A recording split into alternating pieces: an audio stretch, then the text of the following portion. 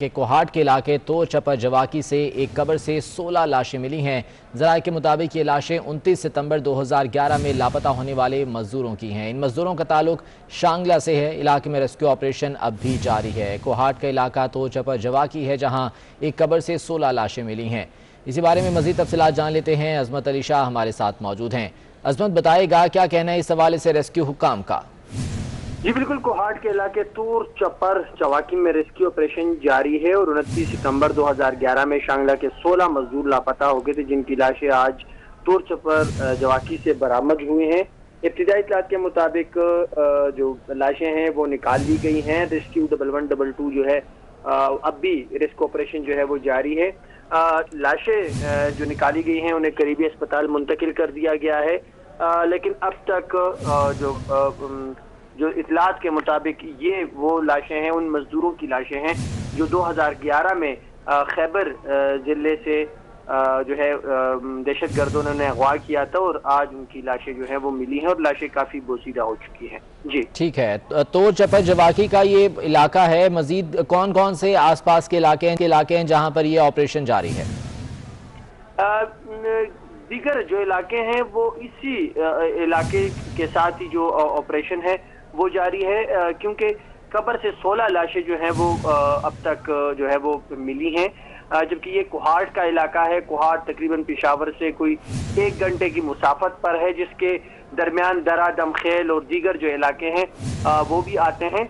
लेकिन अब चूंकि ये कंफर्म नहीं हो रहा कि किन किन इलाकों में जो रेस्क्यू ऑपरेशन है वो जारी है, लेकिन अब तक जो यही इलाका है जो तोर चपर का इलाका है। अजमत अली शाह, आप साथ ही मौजूद रहिएगा। कामरान मंगश साहब हमारे साथ मौजूद हैं, तर्जुमान हैं केपी हुकूमत के। बहुत शुक्रिया कामरान मंगश साहब आपके वक्त का। 2011 में ये लापता हुए थे मजदूर शांगला से और ये इज्तिमाई कब्र से लाशें बरामद हुई हैं। अभी वहां पर रेस्क्यू ऑपरेशन भी जारी है। सर, आपके पास क्या इत्तलात हैं इस हवाले से? जी बिस्मिल्लाहिर्रहमानिर्रहीम, शुक्रिया आपका। देखें, ये आज इंतहाई एक अफसोसनाक वाक़या सामने आया।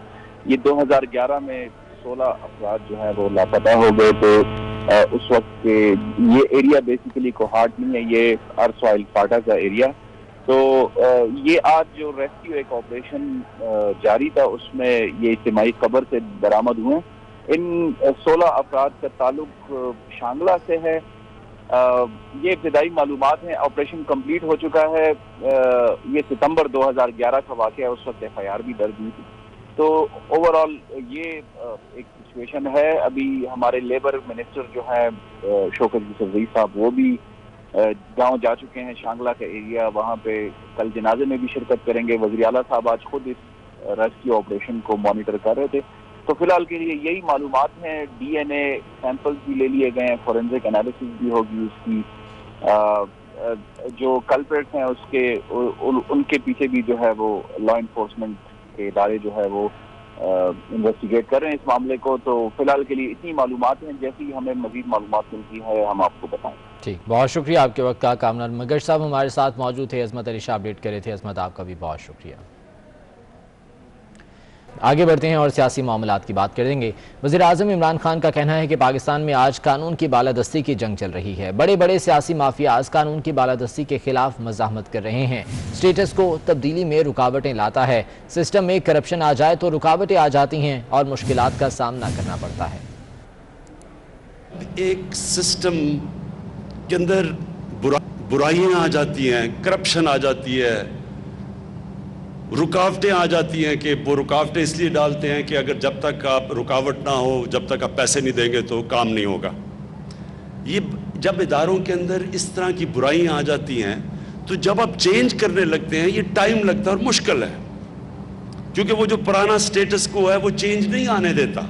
ये याद रखें, कानून की बालादस्ती, कभी दुनिया में कोई सिविलाइजेशन ऊपर नहीं आया जिसके अंदर कानून की बालादस्ती नहीं हुई।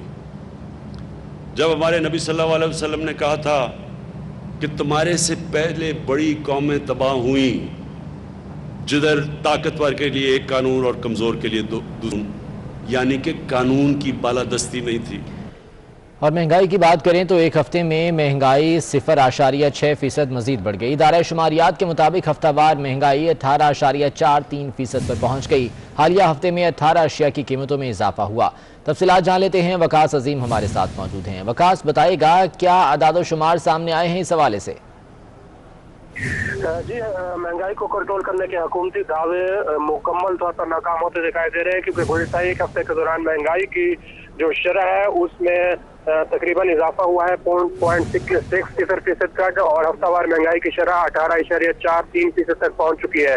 गुज़िश्ता एक हफ्ते के दौरान 18 ऐसी शहर जिनकी कीमतों में इजाफा रिकॉर्ड किया गया है, और सबसे ज्यादा इजाफा मुर्गी की कीमत में 26 रुपये 68 पैसे फी किलो का हुआ है। आलू 3 रुपये 88 पैसे महंगे हुए, और टमाटर भी 3 रुपये 33 पैसे महंगे हुए हैं। इसके साथ साथ दाल, मूंग, घी, ताज़ा दूध और दही भी महंगा हुआ है, जबकि गुज़िश्ता एक हफ्ते के दौरान 13 अशिया सस्ती और 20 अशिया की कीमतों में इस्तेहकाम देखा गया है।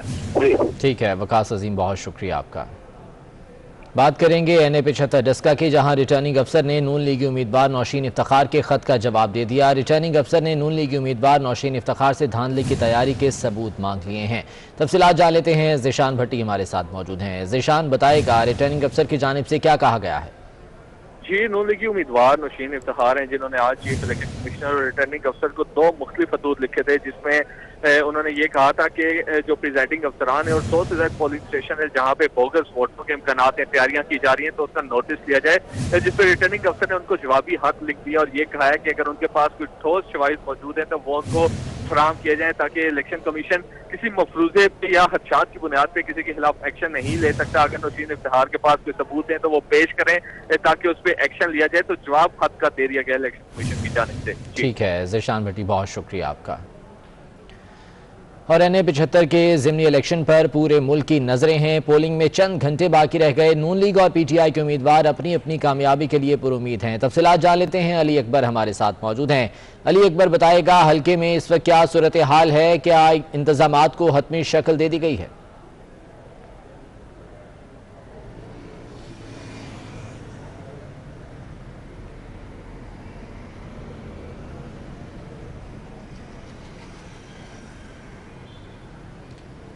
जी बिल्कुल, अगर हम इस टाइम बात करें डस्का शहर की, तो डस्का शहर में जो है वो मेले का समा है, और यहाँ पे जो है सुबह बाकायदा तौर पे चंद घंटों के बाद जो है बाकायदा तौर पे पोलिंग का अमल शुरू हो जाएगा। मुस्लिम लीग नून हो या तहरीक इंसाफ हो, दोनों के उम्मीदवार और कारकुनान जो है वो पुरुमीद है, और दोनों की जानिब से जो है ये दावे किए जा रहे हैं कि कल वोटर्स जो है उनके हक में फैसला करेंगे। लेकिन यहाँ पे अहम तरीन बात यह है कि कल किस तरह लॉ एंड ऑर्डर की सूरत हाल को बेहतर रखना, क्योंकि माजी में ये देखा गया चंद माह कबल जब यहाँ पे इलेक्शन हुआ था, बाई इलेक्शन था वो भी, तो मुस्लिम लीग नून और तहरीक इंसाफ दोनों के कारकुनान जो हैं वो कत्ल भी हुए, और दिन भर जो है यहाँ पे लड़ाई झगड़े का समा जो है वो जारी रहा। हवाई फायरिंग करते रहे यहाँ पे दोनों कारकुनान जो है, दोनों जमातों के जो कारकुनान थे वो आमने सामने रहे। तो देखा यह जाएगा कि कल जो है वो इंतजामिया किस तरह लॉ एंड ऑर्डर को जो है वो बेहतर रखती है, और उसके साथ साथ वोटर्स जो है वो किसके हक में फैसला करते हैं, मैक्सिमम वोटर जो है वो कौन निकाल पाएगा, ये कल का जो है वो फैसला किया जाएगा। ताहम अगर हम बात करें तो दोनों ही उम्मीदवारों की जानिब से जो कल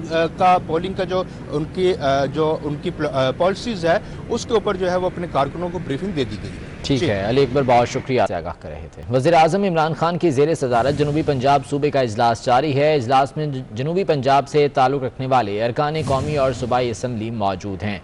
वज़ीर आज़म इमरान खान इस इजलास की सदारत कर रहे हैं। इसी बारे में तफसीलात जान लेते हैं, कज़ाफ़ी भट्ट हमारे साथ मौजूद हैं।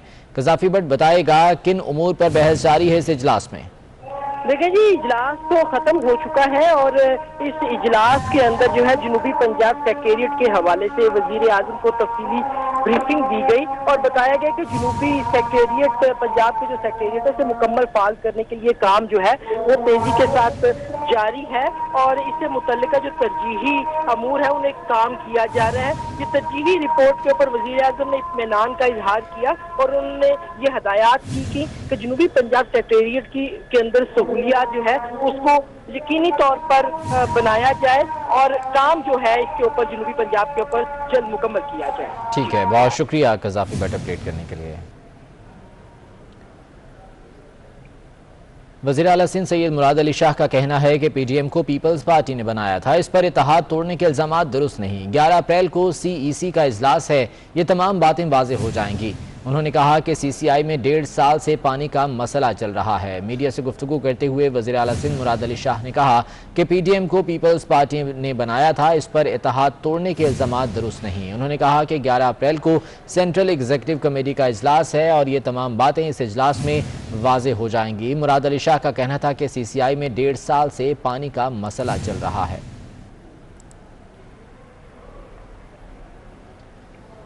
पंजाब हुकूमत ने सरकारी मुलाजमीन को तनख्वाहों में इजाफे के बदले ईद पैकेज की पेशकश कर दी है। पंजाब हुकूमत ने सरकारी मुलाजमीन को तनख्वाहों में इजाफे के बदले ईद पैकेज की पेशकश की है। पंजाब हुकूमत ने सरकारी मुलाजमीन की तनख्वाहों में बजट से कबल 25% इजाफे के बदले 2 माह के ईद पैकेज देने की पेशकश की है। मुलाजमीन को 2 माह की तनख्वाह 25% इजाफे के साथ दी जाएगी। पंजाब हुकूमत की जानिब से सरकारी मुलाजमीन को तनख्वाहों में इजाफे के बदले ईद पैकेज की पेशकश की गई है। अली रामी हमारे साथ मौजूद हैं, उनसे तफसीलात जान लेते हैं। अली रामी, बताएगा क्या कहना है इस हवाले से पंजाब हुकूमत का? बिल्कुल, जैसा कि आप जानते हैं कि वफाकी हुकूमत ने अपने मुलाजमीन की तनख्वाह में 25% इजाफा किया, तो उसी तरह पंजाब हुकूमत के जो मुलाजमीन है उनका भी मुतालबा था हुकूमत पंजाब से कि उनकी तनख्वाह में 25% पर जो वफाकी हुकूमत की तरफ से नोटिफिकेशन जारी किया गया, पंजाब हुकूमत भी करे। लेकिन पंजाब हुकूमत अभी रुकावट बनी हुई है और इस पर जो मुलाजमीन है उनकी तरफ से एहतजाज भी किया गया और मुलाजमीन ने हुकूमत पंजाब से कहा कि उनके जो ये खास तौर पर 25% इजाफे का एक नोटिफिकेशन है वो फौरी तौर पर जारी किया जाए।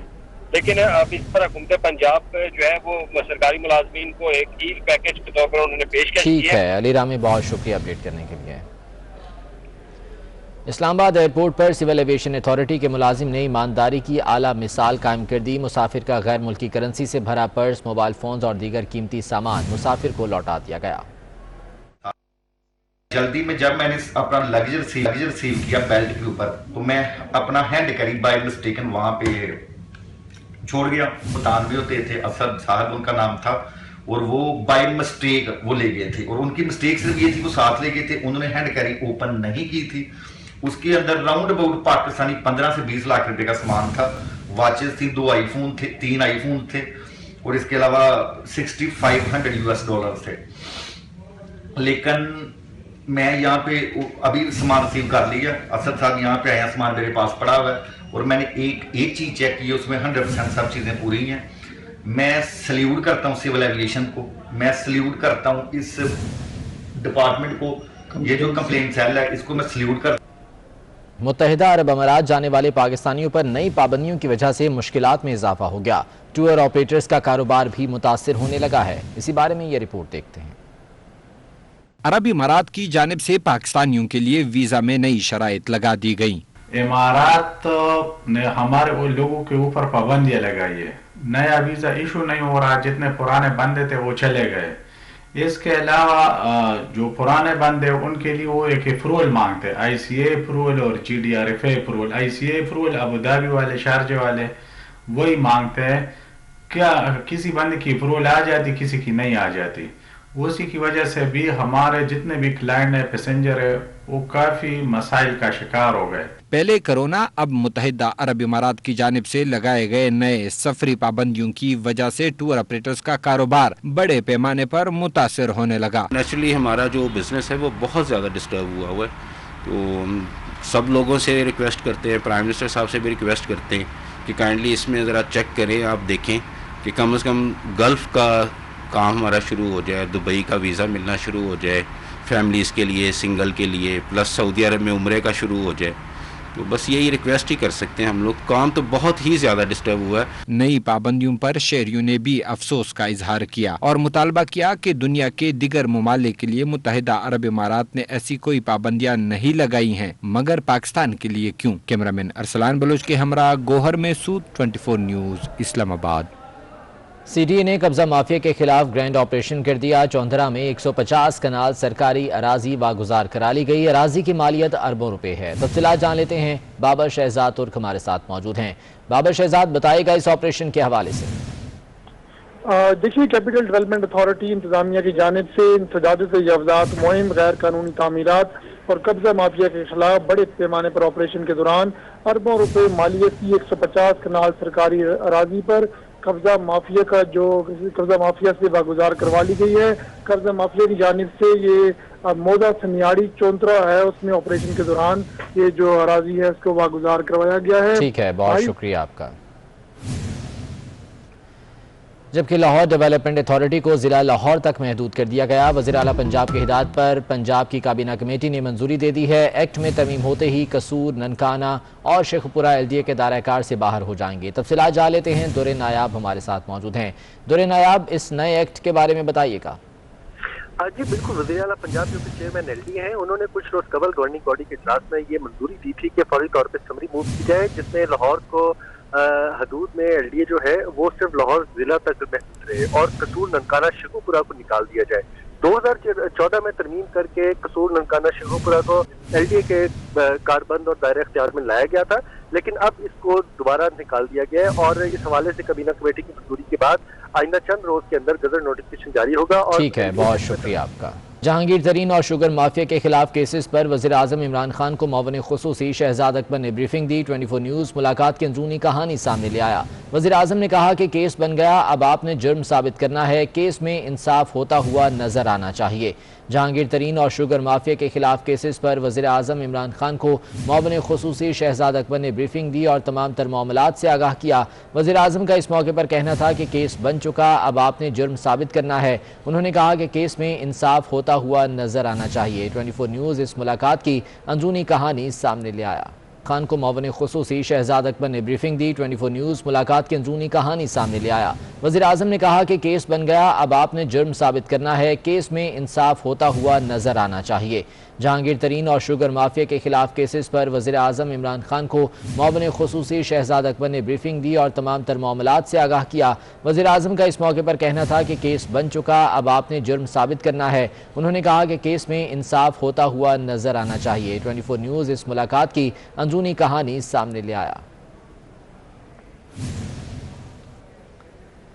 पंजाब के बेशतर अजला में कल मौसम खुश्क और गर्म रहेगा। महकमा मौसमियात के मुताबिक खैबर पख्तूनख्वा के बेशतर अजला में भी कल मौसम खुश्क रहेगा। ताहम करम और जनूबी वज़ीरिस्तान में चंद मकामात पर हल्की बारिश का इम्कान है। सिंध के बेशतर अजला में कल मौसम शदीद गर्म रहेगा। बलूचिस्तान के बेशतर इलाकों में कल मौसम गर्म और खुश्क रहेगा। इसके अलावा सिब्बी, कोहलू, लसपेला और तुरबत में भी मौसम शदीद गर्म रहने का इम्कान है। कश्मीर और गिलगित बल्तिस्तान में कल मौसम खुश्क और मतला जुज़वी तौर पर अबर आलूद रहने का इम्कान है।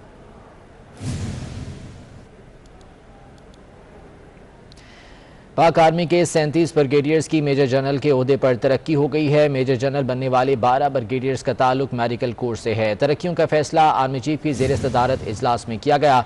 ब्रिगेडियर शहरियार परवेज भट्ट, उमर मकबूल की मेजर जनरल के ओहदे पर तरक्की हुई। ब्रिगेडियर आसिम खान, गुलाम मोहम्मद और नदीम अशरफ भी तरक्की पाने वालों में शामिल हैं।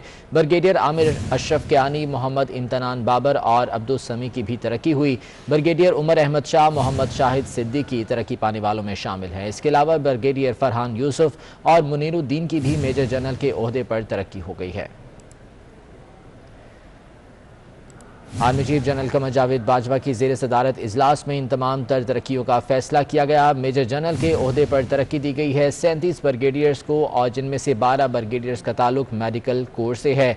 इस हवाले से आर्मी चीफ की ज़ेर सदारत अहम इजलास हुआ जिसमें यह फैसला किया गया। तरक्की पाने वालों में ब्रिगेडियर शहरियार परवेज भट्ट, उमर मकबूल शामिल हैं। इसके अलावा ब्रिगेडियर आसिम खान, गुलाम मोहम्मद और नदीम अशरफ भी तरक्की पाने वालों में शामिल हैं। ब्रिगेडियर आमिर अशरफ कियानी और मोहम्मद इम्तनान बाबर की भी तरक्की हो गई है। न्यूज़ स्टूडियो से फिल वक्त इतना ही। वापस आएंगे हेडलाइंस के साथ।